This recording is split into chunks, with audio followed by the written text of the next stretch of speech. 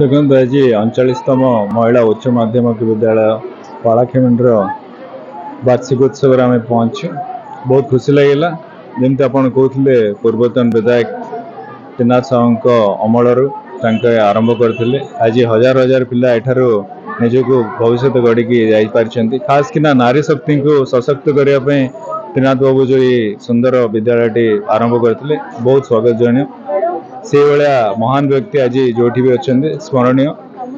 मु यही कॉलेज कर्तृपक्ष को भी कही रखी जहाँ भी आगामी दिन में विधायक भाव मोर सहयोग दरकार अच्छी निहाती भाव मुझे।